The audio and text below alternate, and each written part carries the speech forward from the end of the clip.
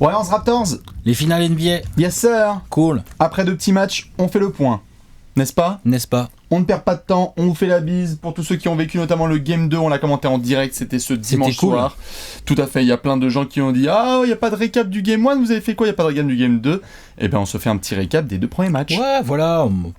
Après, c'est bien d'avoir 2 matchs de recul, je trouve, pour commencer à parler d'une série. Bien sûr. Tu peux aussi parler après le Game 1, revenir sur ce que tu as dit, parler après le Game 2 et ainsi de suite et évoluer.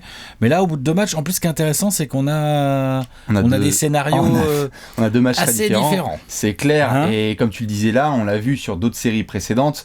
Souvent, quand on regarde un Game 1, on se dit « Oh là là !» Est-ce que les Bucks vont pouvoir battre les Celtics ? Est-ce que Philadelphie va s'en sortir contre Brooklyn ? Est-ce que Toronto va passer Orlando ? Forcément, il faut attendre un petit peu, et notamment le Game 2. On a eu une réaction, puisque le Game 1, on va en parler tout de suite. Ne perdons pas de temps. On se fait donc cette petite victoire de Toronto à domicile. Ce qui était fou à voir, c'est que déjà l'ambiance était complètement dingue. Première finale NBA au Canada. Ouais. Donc le public était à fond. 7 millions de personnes au Canada qui ont regardé le match. Ah ouais, c'est dingue ça. 7 millions de personnes. Cette stat est dingue.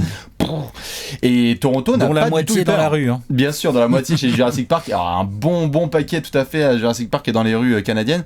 Et un match vraiment assez bien géré par Toronto pour une équipe qui est moins expérimentée que Golden State en finale. Un match bien géré, qu'ils ont dominé. Ils ont eu une petite frayeur à un moment où Golden State est vraiment revenu tout près. On s'est dit attention.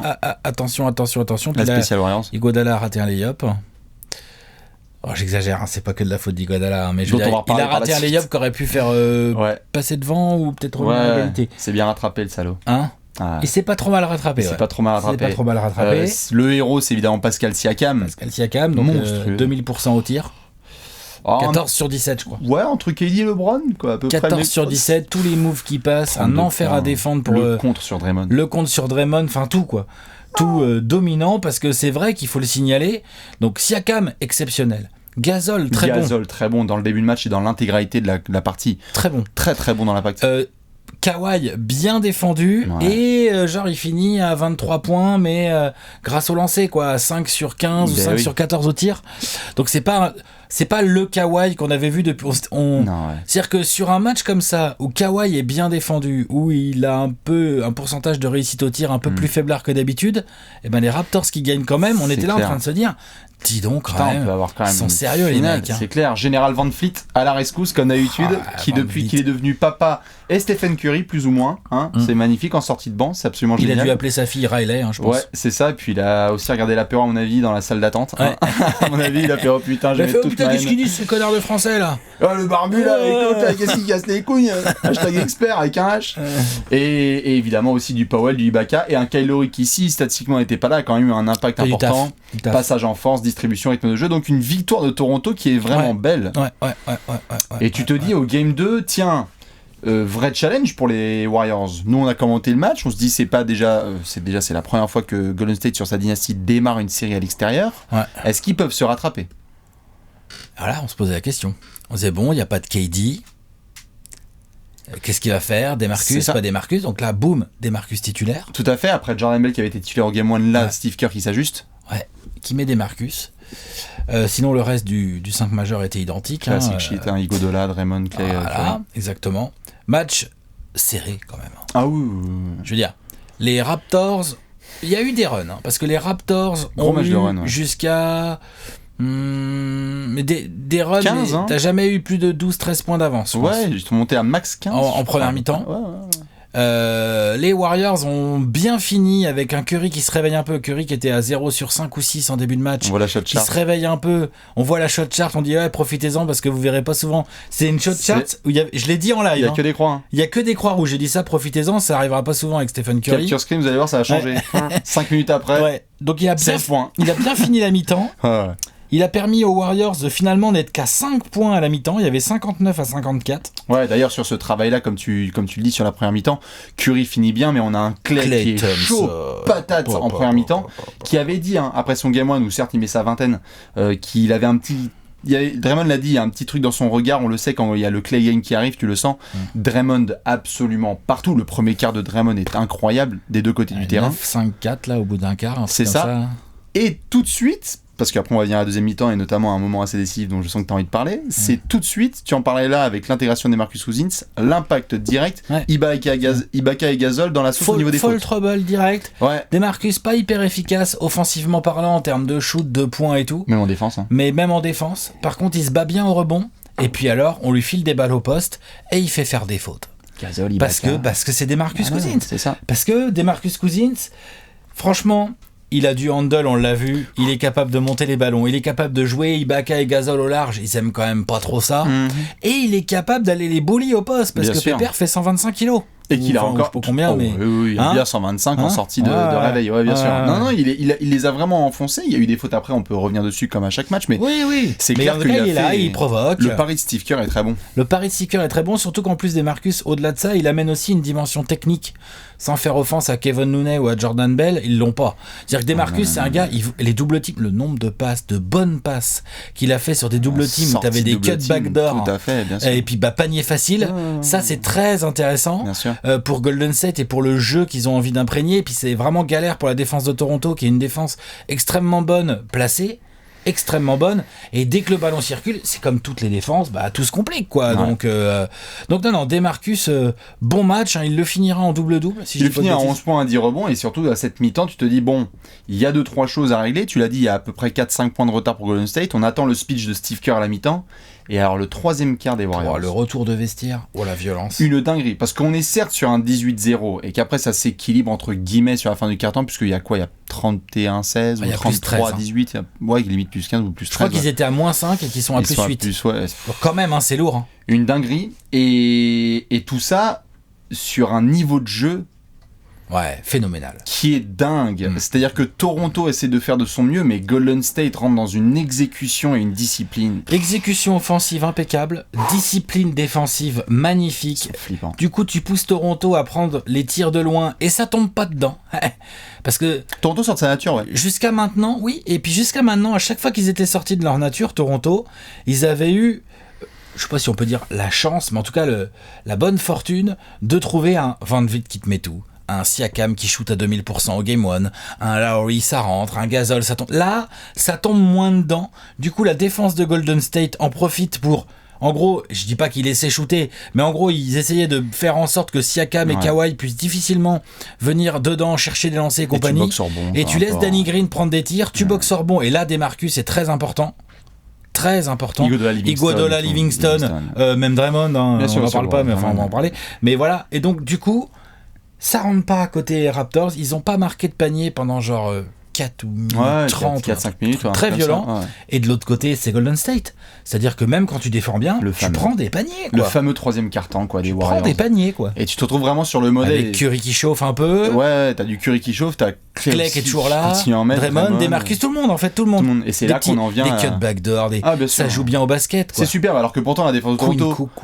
Quinn Cook aussi, tout à fait, qui met des gros shoots. On a une défense de Toronto qui habituellement ne prend jamais des espaces où il y a un Draymond seul sous le panier. Mais les écrans et le travail de Curry notamment, où il pose ses écrans, est tel qu'en fait Toronto se prend une vague. Et c'est vraiment, on a discuté en live et on a notamment parlé sur les sociaux, c'est vraiment cette deuxième mi-temps, c'est le slogan de Golden State qui malheureusement n'est pas assez mis en avant, et c'est Strength in Numbers, parce que même sur la fin de match, parce que là, en effet, il y a le run de Golden State, mais Toronto revient gentiment aussi à la force d'un Kawhi. Lâche pas le steak, à la force d'un Kawhi qui revient.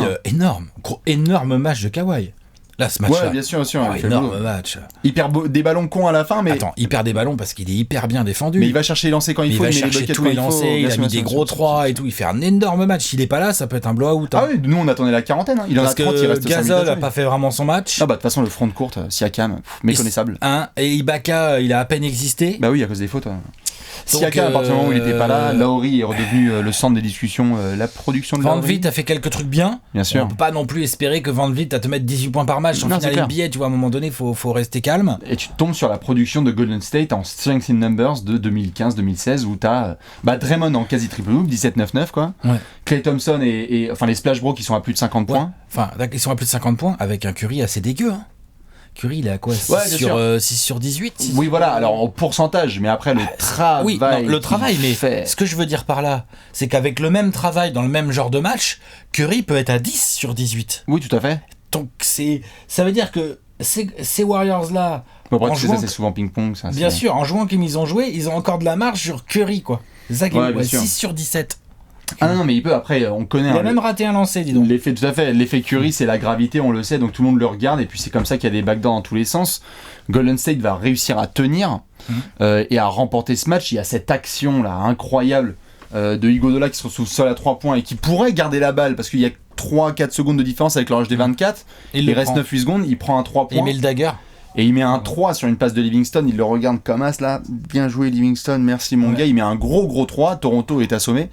Et la victoire elle est belle parce que Klay Thompson sort quelques minutes plus tôt et Kevin Looney ne revient pas de la deuxième mi-temps. Kevin Looney qui malheureusement pour lui, j'ai lu, c'est fini, une petite fracture de la clavicule. Donc il ne rejouera pas dans ces finales évidemment, malheureusement pour lui, vraiment un choc... un peu con, bien sûr. Il essaie de défendre sur Curry sur pénétration et est terminé. Mais la victoire de Golden State est vraiment belle parce que tu vois que putain, ils y arrivent encore, quoi. Klay se blesse et ils tiennent dans le money time. Looney se blesse et il n'y a pas de problème. On fait next man up. On fait confiance aux mecs d'après. Et leur expérience prend le dessus. Et là, pour le coup, le coaching de Steve Kerr a vraiment été bon. Ouais. Il a fait des bons paris. Et puis, comme tu dis, next man up, ça c'est bien. Parce que c'est aussi ça, les grandes équipes. C'est-à-dire qu'à un moment donné, tu mets les mecs en confiance. Quand tu vois Stephen Curry qui fait l'extra passe à Quinn Cook. Bon, qu'est-ce que je te dis ? Bien sûr. Ou des lobes à Bogut, on n'a pas parlé d'Andrew Bogut. Ou des lobes à Bogut. Bogut, Ouais, tout d'un coup, donc Looney se blesse, la Kerr il fait tiens, Andrew, ouais, shit, t'as pas joué en première mi-temps. Tiens, tu peux rentrer s'il te plaît, Andrew, s'il te plaît. Et tu peux fracasser 2-3 bouches. C'est ça. Et il a mis genre 4 points. 4 points, il a pris quelques rebonds. 4 points cruciaux parce que tu gagnes ce match de peu. C'est que des petits points comme ça, quoi. Le 3 de Quinn Cook, le 3 d'Iguodala, les 4 points de Bogut. 6 points à 3 sur 3. Voilà. Mais 6 points sur 3 sur 3, c'est la protection. 7 minutes sur le terrain. Mais je crois que c'est la production de Siakam. Sur le match, il met combien ? C'est quand même 7 points, 9 points 12 pardon. Non, c'est qui ? C'est Lauri qui met 6 ? 12-8-5 quand même, Siakam. Il a juste mal shooté. Il a juste mal shooté. Il a extrêmement mal shooté. Il était membre en défense. 13 points. C'est Gasol. C'est Gasol, ouais. 6 points en 31 minutes. Bon, et ben voilà, juste Bogut qui fait la prod. Après, on le sait, Gasol a contribué dans d'autres endroits du jeu. Mais c'est fou de voir Golden State trouver encore. Il met combien de 9 points, Quinn Cook ? Ils ont encore eu 17 points de Van Vliet et 10 rebonds d'Ibaka. Ouais. Quinn Cook, il a 9 points. Il a pris 10 rebonds. Hein ? Quinn Cook, il a 9 points, c'est ça ? Quinn Cook, ouais. Vraiment typique de Steve Kerr, quoi. Le mec trouve toujours la solution qu'il faut. Alors, ça mène à plein de questions, parce que maintenant, il y a un partout, et on va à Auckland pour 2 matchs. Il y a le match, donc, de demain soir, mercredi soir, en direct à 3h du matin. Et l'autre, ce sera vendredi, si je dis pas de bêtises. Donc, 2 matchs à l'Oracle. Pour déjà, l'interrogation première, c'est Klay Thompson. Cuisse, lui il l'a dit et Steve Kerr l'a confirmé. L'autre c'est Iron Man. S'il faut qu'il joue avec une cuisse en moins, il joue. Oui. Et il va jouer. Je pense qu'il va jouer. Il avait vraiment pire l'année dernière à la cheville. C'est embêtant pour un shooter. Ça c'est clair. Mais bon, c'est clair. Faut voir ce que c'est exactement. On n'a pas. Enfin, moi j'ai pas. Oh bah c'est X-Strain quoi. Enfin c'est. Ouais. Qu'est-ce que c'est exactement ? C'est une entorse. C'est une mini déchirure. Petite élongation. Hein. Ouais, petite élongation à la con quoi. C'est rare de voir Klay boiter, parce que l'autre, normalement, c'est un Iron Man, quoi. Il va jouer, il l'a dit, l'année dernière, il avait beaucoup plus mal à la cheville, il avait serré les dents, donc là, il va le faire. Looney, c'est mort. Klay Thompson sur une jambe. Voilà. Kevin Durant, on n'a pas de news. Bah, c'est ça la question. Il était là, hein, vous l'avez tous vu la vidéo. Il était là, dans le vestiaire, dans le couloir, il attendait ses potes. What's up, Drake ? C'est le petit, tout à fait. C'est le petit sujet, notamment, avec KD, et on peut en parler maintenant, c'est que nombreux sont les observateurs qui ont vu Kevin Durant s'échauffer et courir et sauter sans trop de problèmes. Apparemment, oui. Moi, j'ai pas vu d'image. Hein. Non, mais c'est ce qui a été rapporté par plusieurs observateurs. Donc, c'est pas un truc qui sort de la twittosphère. Hein. C'est vraiment, pour le coup, des insiders de Golden State qui ont vu et qui ont fait KD serait... Si Klay Thompson dit qu'il joue ce Game 3 en venant de se faire giga mal à la cuisse, KD doit être en mesure de jouer. Maintenant, est-ce qu'il va jouer ? Je me demande si Steve Kerr ne jouerait pas une sorte de... Est-ce que Steve Kerr peut faire un coup de poker ? Genre sur le Game 3. On peut pas jouer Kevin Durant ? Genre le Game 3, même s'il peut jouer là, on y va, on le joue à la mèze et on prend le momentum et on continue. Sans Kevin Durant, sans KD. Parce que si tu le gagnes... Attends. Si tu veux dire que si Kevin Durant peut jouer, Steve Kerr pourrait ne pas le faire jouer ? Non. Moi, j'y crois pas à ça. Pour moi, il pouvait jouer dimanche soir. Bah, t'en sais rien. Non, mais j'en sais rien comme on n'en sait rien demain soir. Bah voilà. Non, mais donc ce que je veux te dire, comme j'en sais rien, ce que je veux te dire, c'est que si le staff médical dit Kevin Durant peut jouer au basket, pour moi, Steve Kerr, c'est titulaire. Bah si, attends, il est trop fort, Kevin Durant, faut arrêter à un moment donné. Non, mais Alex, je dis pas le contraire. Il va pas gâcher le jeu de Golden State, je dis ça non plus. Non, je dis pas ça. Je dis simplement que, à mon avis, Steve Kerr, il le savait avec le staff qu'il était en capacité de jouer ce dimanche. Ouais, ça, on n'en sait rien de ça. Mais non. Là, t'es en spéculation totale, on est d'accord. Mais pas du tout. Ce sont plusieurs rapports qui ont été rapportés par les mecs du Il pouvait jouer. Sans Mercury News, pardon. Oui, il pouvait jouer. Et Steve Kerr a fait non, c'est bon. C'est pas non, c'est bon. C'est que je pense qu'il y a aussi plusieurs éléments à prendre en compte. On le sait, entre cet été, entre les finales, entre le momentum. Je veux dire, si tu revenais là de Golden State, de Toronto en étant mené 2-0, tu avais 2 matchs à jouer à domicile. Je veux dire, ce serait chiant, mais tu serais pas en posture de panique. Non. Donc c'était un. Et là, t'es bien. T'es bien partout avec retour à la maison. Donc je pense en effet que mais le Game 3 est hyper important. Il faut le gagner. Tout à fait. S'il peut, KD va jouer. Mais je pense que c'est une décision à prendre à 2 et j'aimerais bien voir comment KD va réagir là. C'est-à-dire, tu penses que KD veut pas jouer ? Je comprends pas. Je dis pas ça, je dis juste la situation juste de KD. Oui. Physiquement. Oui. Il est rapporté que si on voit ce qui se passe avec Klay Thompson, ça va, il doit être en capacité de jouer. On parle pas de 40 minutes à galoper, c'est juste que même, tu l'as dit toi-même, il est trop fort. 20 ou 25 minutes de KD, il n'y a pas de souci, ça pèse. Mais entre ce que lui veut faire, la pression de son agent et ce que son équipe a besoin de faire sur ses finales, est-ce qu'il va participer au Game 3 ? C'est juste ça la question. Je pense que ça dépasse juste, Alex, ce que tu soulignes, qui est juste, si KD peut jouer, il joue. Je suis pas sûr. Bah moi je suis sûr que si. Moi je pense que si KD peut jouer, je pense qu'il a quand même un vrai truc au mollet. Et je pense qu'ils veulent pas prendre de risques. Il gambadait, et je l'ai pas vu moi. J'aime bien les mecs du Centre Mercury, machin. Non, il gambade, tu peux voir les images, il gambade quand il y a le shoot d'Igodola. Il gambade en coulisses parce qu'il était pas à côté c'est pas pareil que de jouer au basket quand même. Je dis pas ça, je pense à Klay, il est en train de boiter quoi. Oui. D'accord, mais Klay vient de se faire mal. KD, il est peut-être sur la fin d'une blessure où ça commence à aller sérieusement mieux, mais on a dit on prend pas de risque parce que les déchirures au mollet, ça peut se rouvrir très vite. Donc il va peut-être ne pas jouer. Ouais. Mais pour moi, s'il ne joue pas, c'est que sa blessure n'est pas complètement résorbée. Voilà. Pour moi, c'est ça. Si sa blessure est résorbée, il va jouer. Clairement. Mais bon, ça sera toujours intéressant à suivre. Surtout quand tu vois les mecs en face, même Kawhi ça va pas, Laurie il a un poignet en moins. Après je comprends, c'est important, on l'a dit avec la frénésie qui arrive, avec plein d'éléments à prendre en compte. Je pense que ce qu'a KD c'est plus grave. C'est grave, mais voilà. Vraiment. Plus douloureux, plus tout ce que tu veux. Tout à fait. Je pense. Parce que si c'était vraiment gravissime, il aurait quasiment pas. Enfin, il l'a fait parce que c'est important pour l'équipe, mais le déplacement à Toronto. Tu veux mon avis ? Je pense qu'il est venu à Toronto parce qu'ils espéraient pouvoir le faire jouer au Game 2 et qu'il y a des chances qu'il joue au Game 3. Voilà mon avis. C'est mon avis. Ils espéraient, ils savaient pas trop, et en plus ça leur permet de mettre la pression mentale sur Toronto parce que c'est typique Steve Kerr. Je parle de coup de poker. Oui, mais justement pour le Game 2, c'est pour ça qu'ils l'emmènent. Ils savent qu'ils vont pas le faire jouer au Game 1, mais ils l'emmènent et ils le prennent au voyage. Et ils en verra pour le Game 2, c'est pas gagné. Par contre, tu viens, comme ça va faire causer et tout. Les mecs vont en oublier vont oublier que c'est Klay Thompson qui va les déboîter au premier quart.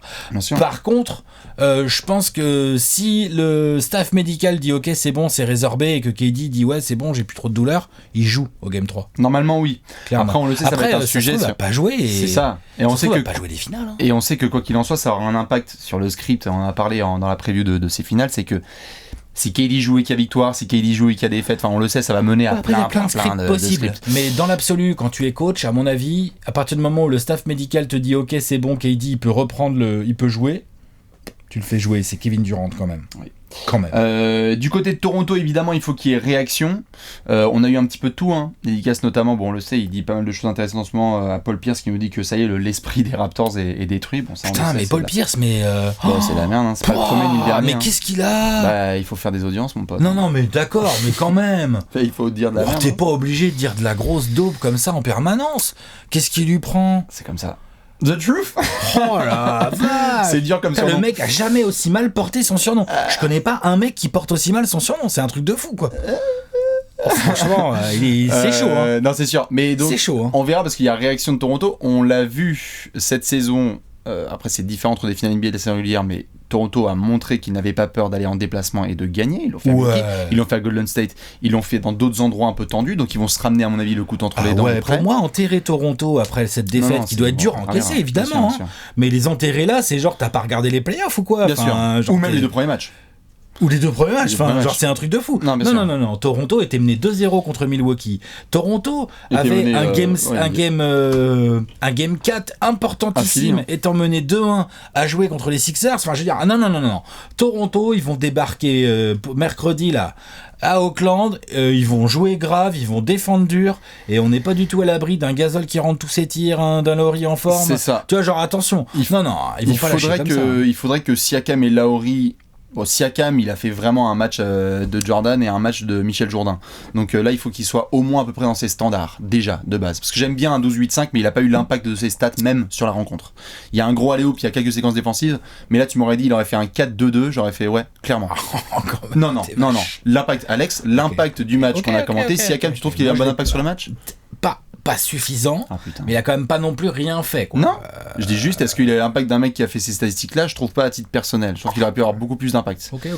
Et Lowry, moi je trouve que c'est surtout Gasol Ibaka. Ibaka, tu vois, c'est dire bon avec 7 points, là je trouve qu'ils ont 0 impact pour le coup. Et Gasol, j'ai trouvé qu'il avait aucun impact sur ce match. Je trouvais vraiment faiblard l'impact de Gasol. Aucun, je sais pas, mais... Pas aucun, je suis vache. Mais c'était pas... par rapport à ce qu'on sait qu'il est capable de faire, le grand Marco...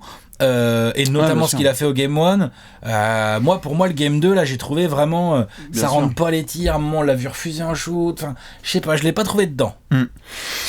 Toronto va garder normalement ses mêmes rotations avec le même 5, on attendra un gros Lowry qui lui vraiment doit, parce que c'est bien, on l'a vu sur le Game 1 de participer à des petites choses, mais là il doit continuer à participer aux petites choses et mettre ses shoots. Mal géré sa fin de match. La 6ème faute, elle est dégueulasse de Lowry. Le mec a 5 fautes, je sais pas ceux qui ont vu les images, ils savent, mais les autres, pour les autres, il a 5 fautes, il y a un rebond, et sur un rebond de Demarcus. Donc Demarcus chope le rebond, il est comme ça, vous savez, les gros et tout. Et l'autre, il essaye de lui piquer la balle en fouine, et il se fait siffler. C'est sa 6ème. Putain, c'est ta 6ème. Quand t'as déjà 5 fautes, t'essayes pas de faire la fouine. T'essayes de rester sur le terrain. Et quand t'as 13 ans en NBA non plus. Enfin, je veux dire, normalement, tu dois faire mieux. Il a trop d'expérience pour faire ce genre de truc, je trouve. Après, ça handicape Toronto sur les dernières minutes. Bien sûr, même si Van Fleet essaie de faire le boulot et qu'il y a une interception et qu'ils font le taf, il faut que Lowry se réveille. Après, ce qui est intéressant par rapport à l'axe qu'on venait de dire sur KD, c'est que si tu as KD qui revient, qu'est-ce qui se passe ? C'est-à-dire que Iguodala retourne sur le banc, ce qu'il est pas mal quand même dans le 5, le salaud. Là, il a intégré des Marcus dans le 5. Pour moi, Iguodala, il retourne sur le banc. Il retourne sur le banc ? Ouais, c'est pour ça que je pose la question, est-ce qu'il retourne sur le banc ? Il jouera autant ? Oui, bien sûr, il rentrera vite en jeu, à la place des Marcus pour avoir un small 5. En fait, la vraie question, c'est qui tu mets sur Kawhi, en fait. Si tu mets Iguodala sur le banc, est-ce que KD s'y colle ? Pourquoi pas, moi je veux bien. Est-ce que Draymond s'y colle direct et KD se met sur Siakam ? Il a eu des bonnes séquences, Draymond sur Kawhi. C'était compliqué parce que l'autre. C'est compliqué, mais quand même, il a eu des très bonnes séquences. Mais ouais. Collectivement, ils ont fait. Qu'est-ce qu'il le défend bien ? Parce que c'est assez chiant. Un profil à la Draymond. Bon, c'est chiant pour beaucoup de gens, mais même pour Kawhi, c'est chiant parce que il a quand même une mobilité incroyable. Il a la puissance. Il l'a obligé à prendre des fade-away. Il l'a obligé à prendre des fade-away compliqués. Il en a mis quelques-uns, Kawhi, évidemment. Mais c'est vrai que. Donc, c'est ça. En fait, si tu fais revenir KD, c'est évidemment, si tu le fais revenir, c'est titulaire. Est-ce que tu sors Iggy du 5 ? Ou est-ce que tu démarres direct en small ball avec Green, KD, quoi ? Moi, j'y crois pas. Moi, je pense que Demarcus a gagné ses galons de titulaire pour la suite parce qu'il est très emmerdant pour Marc Gasol. Cette phrase. Mais n'empêche, il est très emmerdant pour Marc Gasol et Ibaka. Bien sûr, il est très emmerdant. Mais peut-être d'ailleurs que Nick Nurse dans ses rotations va aussi faire quelques modifications. Et en plus, pas Ibaka, n'importe quoi. Iguodala, il pourra sortir du banc, je veux dire, il va jouer ses 25-28 minutes, tout pareil. La vraie question, c'est du coup, en début de match, dans le premier quart, qui tu mets sur Kawhi ? Voilà. C'est ça. Est-ce que tu mets Clay un peu blessé ? Est-ce que tu mets KD qui revient de blessure ? Est-ce que tu lui mets Draymond direct ? Ça va, il y a des options. C'est mais clair. Tu vois. Après, spoiler alert pour ceux qui se feraient évidemment des conclusions hâtives, on en a parlé là quand tu as dit qu'il y avait 2-1 dans la série face aux Sixers. Combien de finales aussi NBA on a vu ? Par exemple Dallas-Miami en 2011 où tu as Miami qui va à Dallas notamment et qui gagne 2-1. Si je dis pas de bêtises, Miami va à Dallas et gagne 2-1, enfin il mène 2-1 à la série et derrière tu la perds. Donc c'est vraiment chaque match est isolé. Il va falloir voir justement quelle équipe pourra commencer un début de tendance sur 2 matchs au moins consécutifs. C'est-à-dire qu'après le Game 1, tu te dis... Après le Game 1, tu dis Toronto, bien intéressant, vraiment, le banc. Si KD revient pas, le banc qui pèse et tout. Après le Game 2, tu te dis putain, mais les Warriors, le run des Warriors dans le 3e quart a laissé forcément des traces dans les têtes des Raptors et dans les têtes des Warriors. Parce que la première mi-temps est vraiment bonne de Toronto. Très bonne. Et donc là, après le Game 2, tu pourrais te dire, ok, il y a un petit début de momentum Warriors. Ouais. Mais avec ses blessures, avec ses choix à faire, c'est très fragile tout ça. Franchement, là... Très fragile. Enfin, tu peux avoir... Ça se trouve, Klay Thompson, il pourra pas jouer au Game 3, en fait. Ouais, c'est sûr que Looney n'est pas là, donc t'as déjà... Et ils vont pas prendre de risques. Ils vont essayer de faire une rotation à 10 hommes. Looney et Janiké. Jordan Bell peut revenir dans la rotation. Ouais. Heureusement pour Steve Kerr, il a DeMarcus qui lui a montré qu'il pouvait jouer. Ouais, Jerebko, il va continuer. McKinney, ça va continuer à avoir quelques minutes. Il les envoie quand il faut, quoi. Ouais. Il a peur de rien, Steve Kerr. Non, mais c'est pour ça que le Game 3 va être hyper intéressant sur la bataille des coachs entre Kerr et Nick Nurse. Ce sera sur ce mercredi. On se termine ça avec un petit pronostic, quand même. Et balancer le vôtre. De ce Game 3, bien sûr, quand même. En ouverture, fermeture. En ouverture. En fermeture-ouverture. Quel prono pour ce Game 3 de ce mercredi soir, Alex? Sur quoi tu pars? Warriors. Raptors. Ouais, je réfléchis au score. L'écart au moins. Warriors de toute façon, je vois pas. Après, il peut y avoir des blowouts, on n'est jamais à l'abri, mais quand même, je trouve ces deux équipes tellement solides mentalement, elles se répondent tellement fort. Je vois bien Warriors de 8, allez. Ah oui. Bon, ça va, c'est pas non plus un écart de fou. Raptors de 3. Un petit money time bien flippant. Ce sera donc ce mercredi soir le Game 3 entre Warriors et Raptors direction l'Oracle Arena. C'est la dernière série dans l'histoire de l'Oracle Arena, donc on suivra ça évidemment, on va lancer tous vos pronostics. Bon courage, transpirez pas trop les fans des Raptors, une série c'est très très long et les fans des Warriors aussi. Ciao, à très vite, bisous, ciao. ciao.